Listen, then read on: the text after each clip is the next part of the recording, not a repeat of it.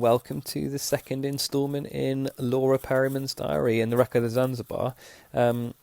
Just to remind you of what happened in the beginning of the story up to the part we're at so far, Michael's been back to the island for his great-aunt Laura's funeral, and afterwards Laura left him her diary from when she was 14 years old.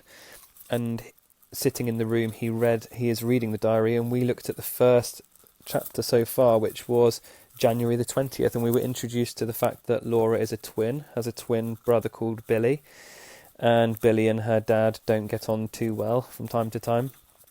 And we found out what a schooner and a gig were, and that Laura was super excited to be the person to spot the schooner, and that their gig got out to it first. And she was upset because she thought it was a good time to ask to be able to row in the gig with the others, and they laughed at her again. This is the next instalment in her diary, which we can see is a few weeks later on February the 12th, and it is called The Night of the Storm. A terrible storm last night, and the pine tree at the bottom of the garden came down, missing the hen house by a whisker. The wind was so loud we never even heard it fall. I'm sure the hens did. We've lost more slates off the roof above Billy's room, but we were lucky. The end of Granny May's roof has gone completely. It just lifted off in the night. It's sitting lopsided across her escalonia hedge. Father's been up there all day trying to do what he can to keep the rain out. Everyone would be there helping, but there isn't a building on the island that hasn't been battered. Granny May just sat down in her kitchen all day and shook her head. She wouldn't come away. She kept saying she'll never be able to pay for a new roof, and where will she go and what will she do? We stayed with her, Mother and me, giving her cups of tea and telling her it'll be all right. Something will turn up, Mother said. She's always saying that. When Father gets all inside himself and miserable and silent, when the cows aren't milking well, when he can't afford the timber to build his boats, she always says, "Don't worry, something will turn up." She never says it to me. She knows I don't believe her. I won't believe her because I know she doesn't believe it herself. She just says it to make him feel better. She just hopes it'll come true. Still, it must have made Granny May feel better. She was her old self again this evening, talking away happily to herself. Everyone on the island calls her a mad old stick, but she's not really mad. She's just a bit old and a bit forgetful. She does talk to herself, but then she's lived alone most of her life, so it's not surprising, really.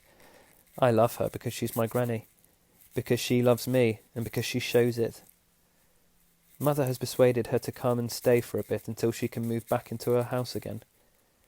Billy's in trouble again. He went off to St. Mary's without telling anyone. He was gone all day. When he got back this evening, he never said a word to me or Granny May. Father buttoned his lip for as long as he could. It's always been the same with Father and Billy. They set each other off. They always have. It's Billy's fault, really, most of the time anyway. He starts it. He does things without thinking. He says things without thinking. And Father's like a squall. He seems calm and quiet one moment, and then I could feel it coming. He banged the table and shouted. Billy had no right going off like that, he said, when there was so much to be put right at Granny May's.